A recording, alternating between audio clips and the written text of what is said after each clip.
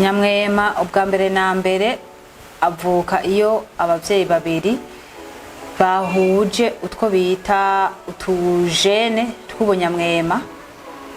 Nyamwema bakomeye neza cane kuko avuka ku gihe kimwe nk'icabandi, abafise ubwenge nk'ubw'abandi bose, kiretse ubwo rukoba ruza rutirabura, ibisigaye byose ni nk'abandi bose.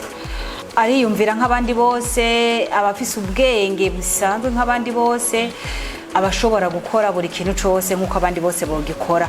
N'inguvu abazifise, kiretse ko adabashobora gukora buri gikorwa cose kuzuba canke ahantu hari umuco mwinshi cane, mugabo ari mu gatutu ibikorwa birangura kujya kuwundi muntu wari we wese.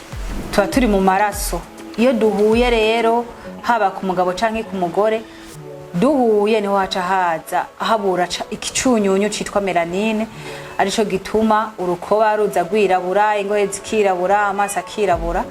Rero kubera ko utwo turema mubiri tw'ubunyamwema tuba twahuye ku bavyeyi bose, niho haca haba kubura ca cunyunyu, umwana agacaza afise urukoba gwera, kuko ca cunyunyu catuma urukoba rwari kwirabura nta kiba kigihari.